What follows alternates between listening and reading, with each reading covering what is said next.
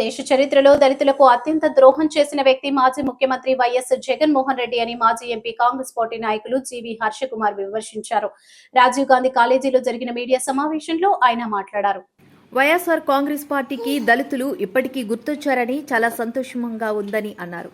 దళితులపై దాడులు జరగకుండా దళిత ఫోర్స్ ఏర్పాటు చేస్తామనడం హాస్యాస్పదమని అన్నారు. జగన్ పాలనలో దళితులను కుల వివక్షతతో అణిచివేశారని అన్నారు. డాక్టర్ సుధాకర్ను మాస్క్ అడిగినందుకు దారుణంగా హింసించి చంపేశారన్నారు. మాస్క్ పెట్టుకోలేదని కిరణ్ అనే యువకుడిని లాకప్ డెత్ చేశారని వివరించారు. కాంగ్రెస్ ప్రభుత్వం హయాంలో దళితులు అభివృద్ధికి అమలు చేసిన 25 పథకాలను జగన్మోహన్ రెడ్డి రద్దు చేశారని ఆగ్రహం వ్యక్తం చేశారు. దళితుల గురించి మాట్లాడే అర్హత జగన్కు ఉందా అని ప్రశ్నించారు.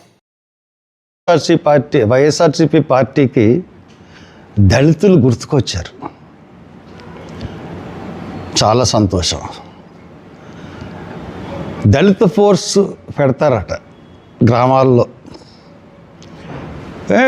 దళితుల మీద కుల వివక్షణ జరుగుతుందంట. ఆహా, చాలా కాలానికి దళితులు గుర్తొచ్చారు జగన్ గారికి. ఎస్సీ దళితుల మీటింగ్లో పెడతా ఉన్నారు. వాళ్ళకి సంక్షేమ కార్యక్రమాలు అందట్లేదట. ఇవన్నీ బాగానే ఉన్నాయి, కానీ మీరు చేసింది ఏంటి జగన్ గారు? మీ పాలనలో ఎంతమంది దళితులు చనిపోయారు?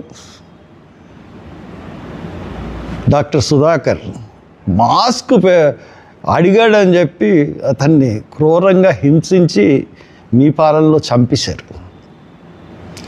మాస్క్ పెట్టుకోలేదని లాకప్ డెత్ చేశారు కిరణ్ కుమార్ని చీరార్లో. ఇంకా పోలీసులు కేజీహెచ్ దగ్గర అమ్మాయి దగ్గర పాస్ లేదని చెప్పి ఎంత దారుణంగా కొట్టారో అన్నది అన్ని టీవీల్లోనూ వచ్చింది.